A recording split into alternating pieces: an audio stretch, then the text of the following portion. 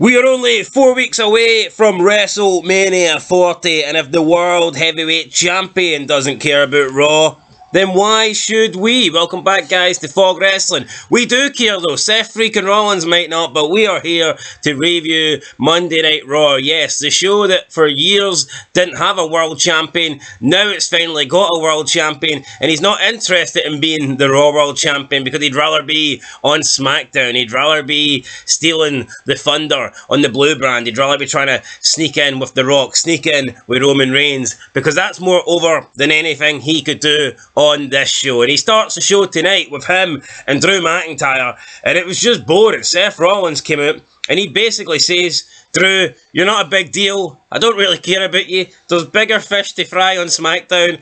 Your match with me is irrelevant. Like, what a way to start Raw. What a way to hype the show. Remember Raw and SmackDown used to be competing to see who was the dominant brand, to see who was number one. King and JR would always say their show was the best. Michael Cole and Taz would always say their show was the best. I mean, Seth Rollins comes out here and basically admits, yeah, there's no worthwhile challengers for me on Raw, so all my attention's going on to SmackDown for a belt that I can't even win. You can pretend to care, but I certainly won't, right? Raw sucks, and Seth Rollins saying this just compounds the fact that wrestling is dead. But we said in the preview, how actually much worse is Raw than SmackDown? SmackDown, you're getting The Rock, right? On Raw, you're getting Seth Rollins says he doesn't care, and you've got Cody Rhodes crying like a bitch. You've got someone berating Maxine Depri, right? When she's equally as fucking bad. And then you've got a gauntlet match between 6 Diddy men, 6 complete fucking jobbers that don't even belong in Velocity. Why am I supposed to care? Oh, but Triple H is cooking. There was no men's match until the final hour. And when you finally get a men's match, it's a fucking gauntlet match between jobbers. 6 bums competing to take on, I mean, the real bum, the ring bum, Gunfa. They're saying he's cooking, right? But would you describe cooking as flinging a pile of shite into the microwave and putting it on for 2 hours? As Gordon Ramsay once says, you're cooking in a burnt pan, donkey. So that's what Triple H is doing. He's cooking in a burnt pan. You can't win with these marks, right? Just because there's 2 hours. What's he seasoning the food with? Shite? No, but just sprinkles of shite. Just because there's 2 hours of women's wrestling, these dumb fucks think he's cooking. Yeah, it's Yo, we like the old guys, right? But see if Raw kicked off tonight with just Attitude Era guys, it doesn't automatically mean that Triple H is cooking, by the way. It needs to be good. No, but it would probably be the best Raw show we've seen in no, a it would decade. be, but I mean, you can't be delusional, man. So, see the first 2 hours being just solely women matches, that just proves to me that the first 2 hours were shite when it comes to wrestling. I tell you what, right, let's see if Triple H did a 3-hour show with only women. People would be online praising it. People would be saying Triple H is the best. He's cooking. He's this. He's that. See if they do a 3-hour show and there's no women on it. They're online bitching, complaining about sexism, about women not being treated properly. Oh, misogyny, this, misogyny, that, this and that, this and that. It's crazy how people will just define their opinion based on things like gender, and the fact that Raw in the first 2 hours only had women matches, that somehow means that the first 2 hours were great. Yeah. See if the first 2 hours only had men matches, it would probably be equally as fucking shite. I'm not going to pretend, oh, no, you can only have good wrestling with men's matches, but just having only women's matches didn't mean it was good, and it wasn't good, right? Becky Lynch versus Liv Morgan, whatever, right? No bad. But Maxine Depri and Ivy Nile taking on Candice LeRae and fucking Indy Hartwell, shite. Kabuki Warriors taking on 2 ugly bastards, shite. And I can't even remember the other women's match, if there was one. Maybe the gauntlet match just went longer. So, was there only 3 women's matches in the first 2 hours? I think so. Well, there you go. Like, it was crap, man. It's crap every week. Anyway, back to Seth Rollins. He basically just says that he's no interested. Drew McIntyre has called him out for being, selfish and only caring about Seth Rollins, not caring about Raw, not being the champion that Raw needs. Seth Rollins tried to get a little bit of heat, tried to get a crowd reaction, so he had to bring up CM Punk's name, saying that Drew McIntyre's the only bigger hypocrite than CM Punk, and I mean, that was pretty much it. But I mean, tell us what we don't know. Yes, The Rock's a bigger deal than Drew McIntyre, but for me, I mean, Seth Rollins is the champion of Raw. Therefore, he should be fucking focusing on Drew McIntyre. Makes no logical sense for him to be going to SmackDown and teaming up with Cody Rhodes. No, it doesn't. You know what, right? I think Why not give that spot to Jay? Or I know you could maybe argue, well, Jay's taking on bloody Jimmy. Well, what about someone else that's been robbed for the bloodline? Does it need to be Seth Rollins? Why is Seth Rollins in no that one fight? cares about Seth. The match sells itself. This could literally be Jimmy Wang Yang and Cody Rhodes. Yeah, but like, no one is caring about Seth Rollins' involvement. You could replace him with anybody. And I'm sure there's been people that have been burnt by the bloodline over the years that would be more fitting of being in that match. Absolutely. Here, Sami Zayn, the guy's facing Gunther. I think it would make more sense to have him in there. Yep. But for some reason... LA Knight. There's so many people, man. Fucking Orton and Rhodes. There's Legacy. You know, that would be good, but nah, we don't get that. I want to touch upon that thing with the women 2R thing. People buried Triple H on SmackDown because it only had 8 minutes of women's wrestling, right? Well, I'll tell you what was better, Raw or SmackDown? Fucking SmackDown, buddy. Even though I did fall asleep, John. No, you did fall asleep, but see this... At least I tuned into SmackDown. I didn't even watch Raw last night. Because Triple H virtue signaled tonight, they seemed... And it's like WWE fanboys, because like also... Hey, Tony Khan doesn't care about women's wrestling, does it automatically... I respect Tony Khan for that, though. No, I will respect him for that, but it's because Triple H did something quote-unquote woke, intended to the liberal tendencies by putting women down our fucking throat on this show. They pretend it's great.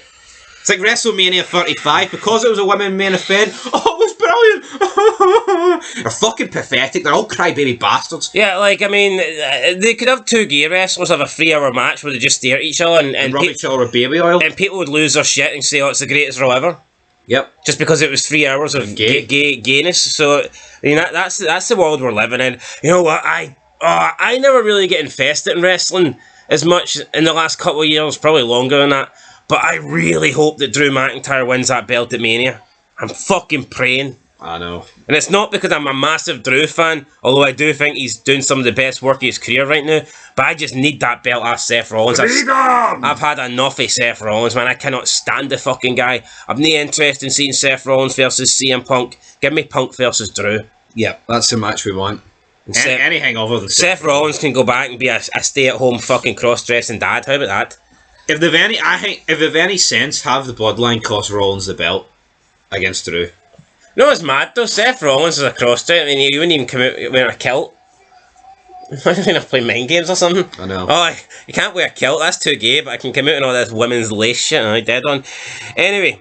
That was it. So Seth Rollins is basically adamant that he's not a threat. He says he's got a whole list of threats and Drew McIntyre's right at the bottom. Yet Drew McIntyre's the best thing you've got on Raw. So it just says a lot about Raw and what Seth Rollins thinks of Raw. First match, Becky Lynch versus Liv Morgan. Triple H is cooking. He's got the ingredients out. I mean, it was alright, but just a throwaway match, isn't it, really, at the end of the day? Then Rhea Ripley comes out after the match. Becky Lynch won, by the way. She kicked out a bunch of code breakers, then hit the manhandle slam for the win. So, yeah, Becky... I'm better than you, Becky. Yeah, Rhea comes out, then she says, you know, I'm the real man. You won't be the man after you face me. I'm better than you. And that's all we get in wrestling nowadays. Just people coming out clean. I'm better than you. I'm the best. I'm going to prove I'm the best. I'm going to beat you to be the best. You need to beat me if you want to be the best. It's just the best, the best, the best. There's nothing interesting going on.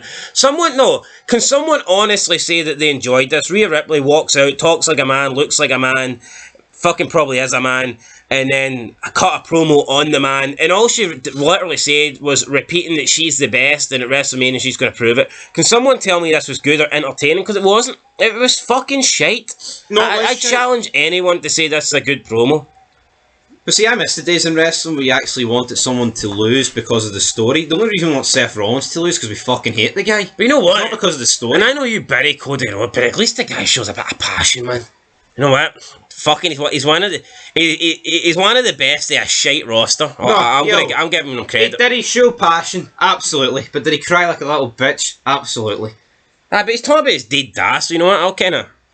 I'll let that one. He was talking about his wife and his mum. He actually never even mentioned his dad once. Well, it's the fact...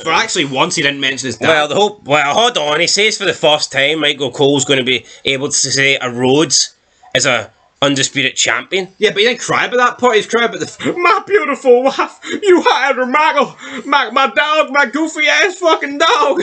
Nah, he was crying more at the fact that he was handing his mum a championship that his dad never could. Aye, but he also said that he doesn't care about the championship. It's more about me against the bloodline. So fucking make your mind up, Cody. Alright? Take your goofy ass dog a walk and fucking tie it up to a tree or something so Dwayne can go and piss on it. I mean, I'm not a massive Cody fan, but I think he is one of the best things they've got going right now, so I'm not gonna bash him too much. Like, if I bash Cody, then I fucking need to bash everybody. Well, I do that anyway. Nah, well, I'm unfiltered, right? I'm not gonna pretend any of this is good. It's all fucking shite. Let's move on.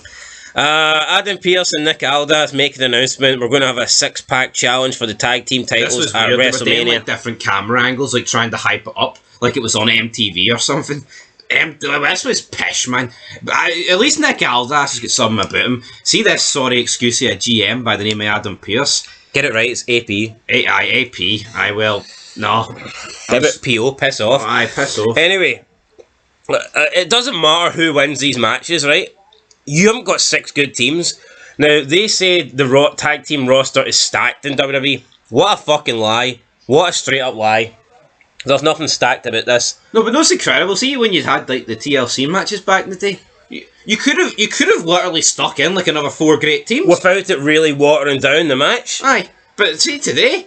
See now, you've maybe got like 2 or 3 teams, and then everyone beyond that is bums. Like, the Pete Dunne and Tyler Bate really deserve to be at WrestleMania? No. And there's going to be about 4 other teams that do all those Mexican guys on SmackDown really deserve to be in a TLC match at WrestleMania? No, they don't. Does Indus Sher deserve to be in a WrestleMania match? Fucking no chance. Where are the tag teams? Who's actually a good tag team, actually? I'm trying to think it. There's none. Nada. Bring back the Dudleys or something, I don't know. Matt Hardy's AEW's contract's up, get the Hardy Boys back. Jeff Hardy's drugged out, so he can come back, baby. It just, if you pick the 6 best tag teams in WWE, there's going to be at least a couple that stand out like a sore thumb that don't belong at WrestleMania. Yeah. So that shows you how bad you're picking the 6 best and some of them are still shit. Right, second match, Candice LeRae and Indy Hartwell taking on Ivy Nile, Maxine Depri. Garbage match. I mean, everyone can say Maxine Depri sucks or whatever, but like, I don't think that everyone else in this match is good enough to be saying that somebody else sucks, because they all suck for me. Like, I mean, yeah, right. Is Maxine Depri the worst wrestler in this? Yeah, match, but she's only been wrestling for like a year. No, but right, what were these pricks like when they were wrestling 1 year? No, like, how long did it take Candice LeRae to get to WWE? Fucking well over a decade. I mean, Maxine Depri pretty much got hired as soon as she tried. So what's worse? You just being a rookie and being in your first year, or Candice LeRae, who took years to get there, who's had no impact on the business whatsoever? Aye, like, see Randy Orton, see in 2002, he might have been green, he might not have been a finished product, but he got to WWE straight away. And then you've got fucking bums like Johnny Gargano and Tommaso Ciampa that pretty much get there when their careers are pretty much dead at the end of them, and they're past they're older than Orton. You know what I mean? So, like, yeah, you can criticise people. Who's to say that in 5 years Maxine Depri won't be, I don't know, good? This just doesn't work for me, right? If this was like a Charlotte, right, or a Becky Lynch criticising Maxine Depri, by all means go for it. But come on, this would be like back in the day, Crash Holly calling out Spike Dudley. It's like, you're 2 fucking jobbers. Doesn't make any sense. Yeah, and also, so she, what's her name? Maxine Depri goes to hit the caterpillar on Indy Hartwell. Candice LeRae gets in the ring, says, nah, you're not doing that. For some reason, no physicality, they just stop wrestling. Maxine Depri backs up into the corner, does some really phony acting, and she's like putting her hands up. Oh, I'm sorry, I didn't mean it. Candice LeRae's like, you're not going to do this to her, you're not going to embarrass her like that, you're not going to perform this move. And then she says, you're a joke, you're embarrassment. And she mentions the fact that it's a good thing that her dead brother isn't here to see the embarrassment that Maxine Depri has become. And I'm looking online and I'm seeing people going, oh, Candice slayed.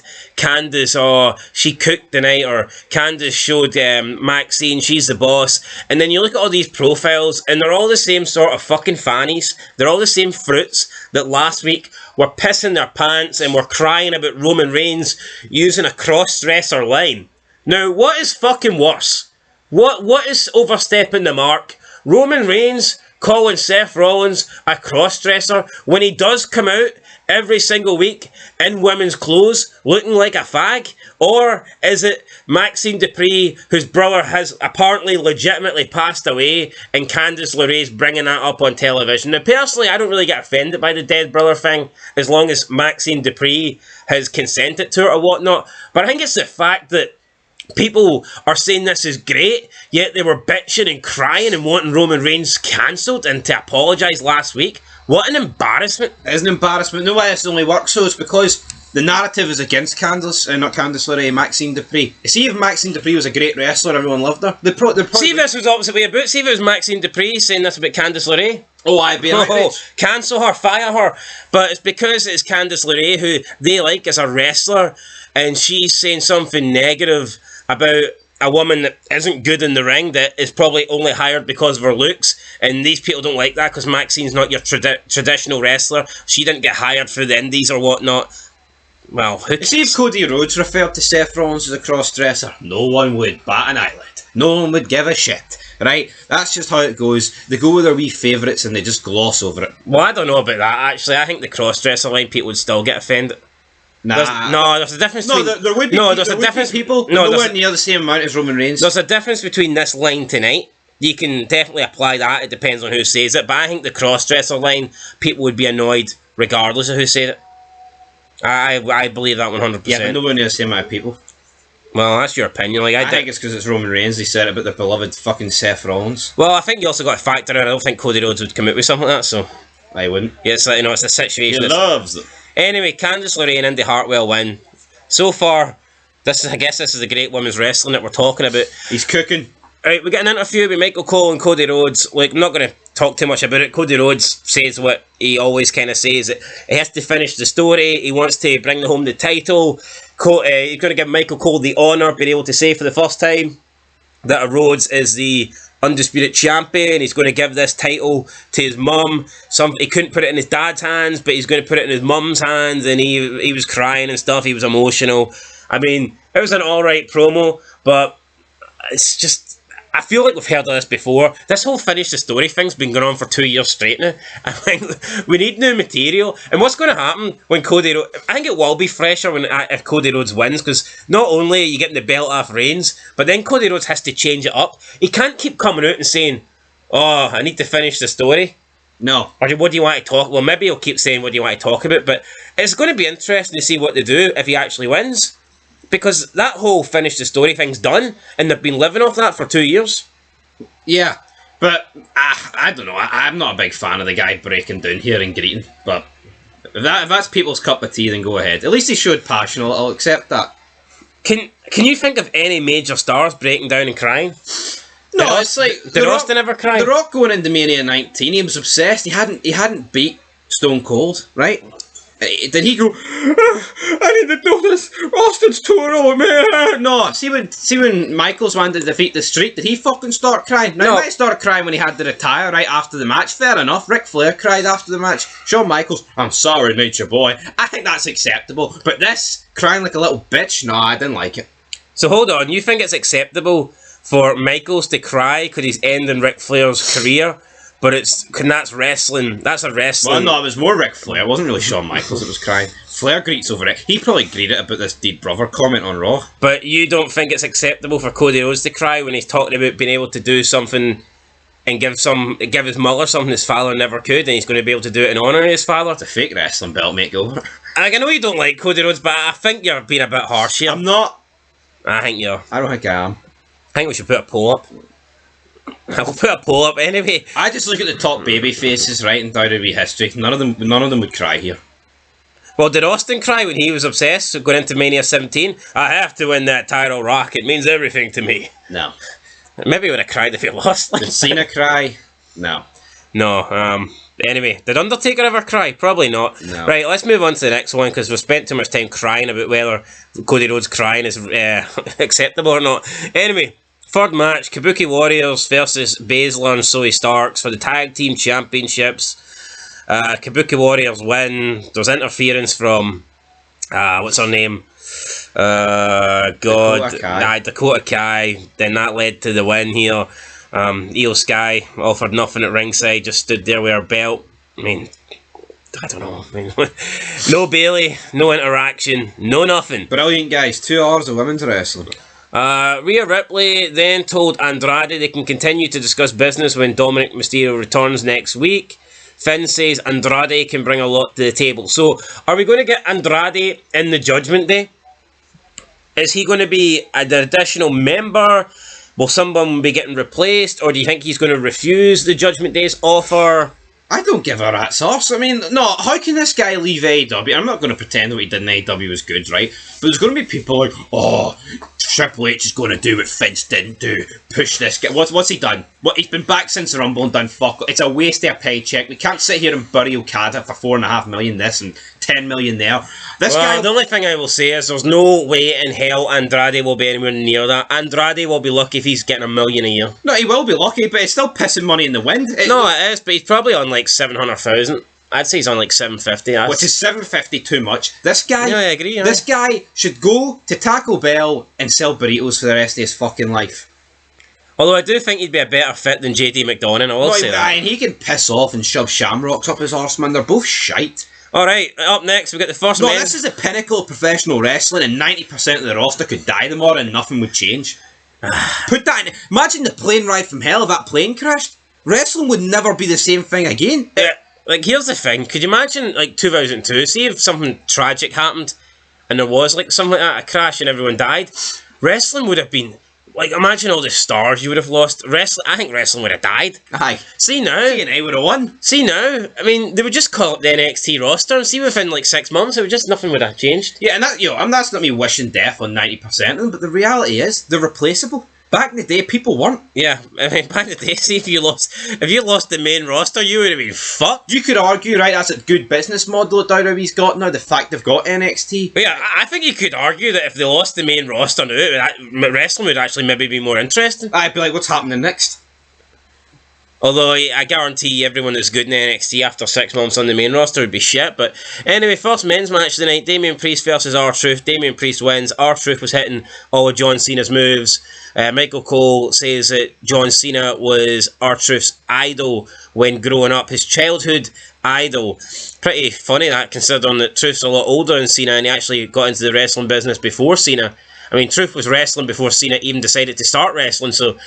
I don't know, Truth was in WWE before Cena was even beginning to wrestle, so I don't know, that doesn't make any sense to me, but... No, it's mad though, right? We're getting a match here between two guys, combined age is probably 100.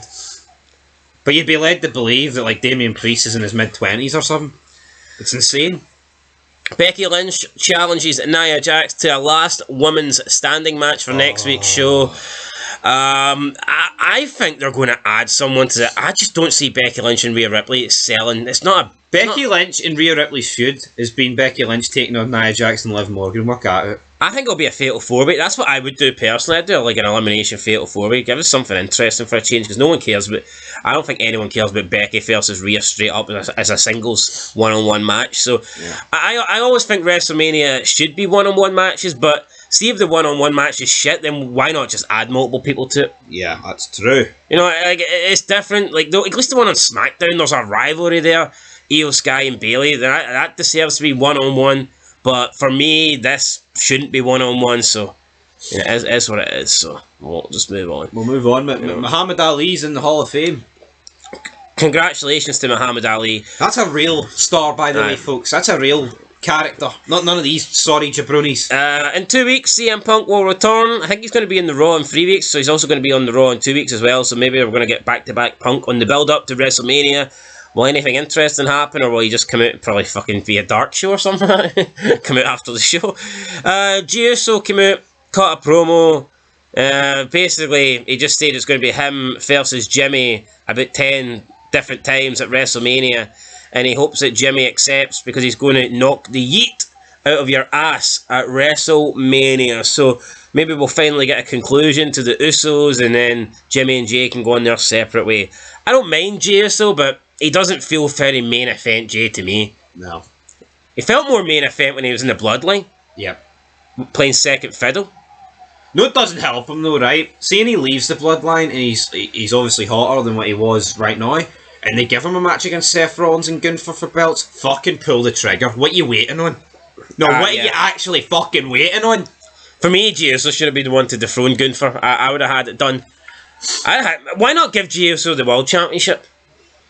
No, but look back in like '99, right, when Triple H was in the faction, like the Ministry, and when they pulled the trigger and gave him the belt. You don't fucking hang around to 2003 and be like, see that Triple H guy, by the way, who was hot 4 years ago, we'll give him the belt now. What's WWE's fucking gimmick with that, by the way?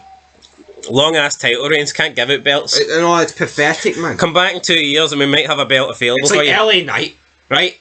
The guy is in his 40s. I know, what are they waiting for? Well, no, what are they waiting for? No, what are they waiting for? Damien Priest, he's got the briefcase. What are you waiting for? I think we'll get to the stage when either LA Knight will never win the title, or by the time he does win it, like, all his momentum's died down. Like, LA Knight's not as popular, he's not as hot as he was 6 months ago.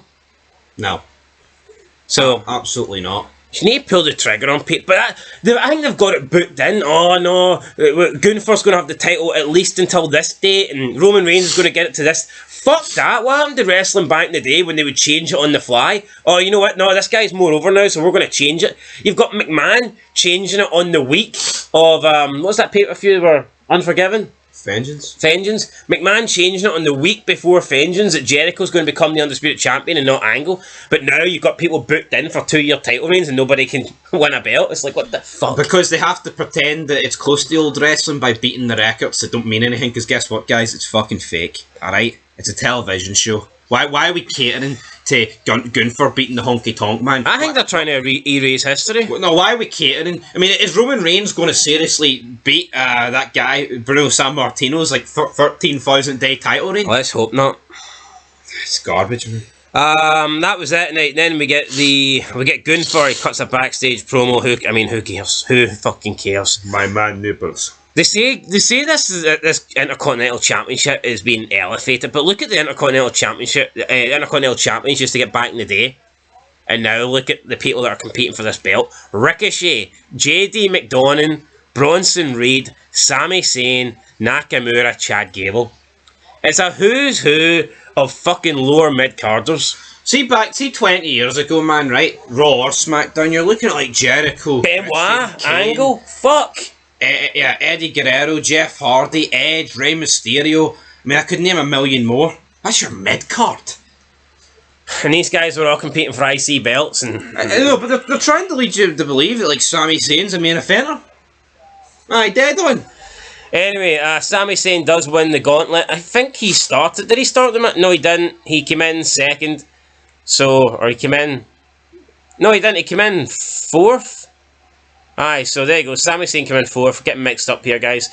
So yeah, Sami Zayn comes in. In the end, he beats Chad Gable, and that was it. Really, upset win. Zayn rolls over Gable. Gable went for the ankle lock. Sami Zayn rolled through 1, 2, 3. Gunther then came out at the top of the ramp. He stared down Sami Zayn. Sami Zayn stared back at him, and that was it. Your Monday Night Raw. I like WrestleMania, right? When it's like an end of an era and all the belts change hand. Do it this year, right? Rhea Ripley's had a long ass title reign. Same with Io Sky. Same with Gunther. Same with Cody Rhodes. Roman Reigns, sorry. Same with Seth Rollins. Same with the Judgment Day. Are you seeing a fucking pattern here? What do you think the likelihood is of all the belts changing? No chance. I'm telling you, I only see... I think we could be looking at a possibility where maybe 2 belts change at the most. Yep. And the belts I think that are probably going to change... I think Io Sky is going to lose. And I think Seth might lose. I think Seth will lose. But I don't see Roman Reigns losing. I don't see Rhea Ripley losing. I don't see Gunther losing. No, I just don't see Gunther losing against Sami Zayn. Yeah, he's not. If Sami Zayn was ever going to beat him, it would have been like a year ago. Aye. When he was more fucking relevant, not now. Not now. Anyway, guys, that's your Raw review there. It was a shit show. I'm not going to sit here and pretend it was good. It was crap. What did I enjoy? What did I enjoy? Not a lot. So therefore, I'm going to give a 1 out of 10. For me, it was, yeah, pretty damn close to unwatchable. It's as close as you can get to a 0 without actually getting a 0. So yeah, 1 out of 10 for me. Yeah, I'll give it a 1 as well. It's awful. I'm sick of... I think in the past we've sugarcoated wrestling, despite giving it low ratings. I'm not. I'm fucking going all out these days. It was absolute mince. But there was women's ours. I mean, you get marks out there that'll give this show like a 7 and an 8. How? Why? No, I need to know why. No, you don't. We're going to go. Until next time. Peace.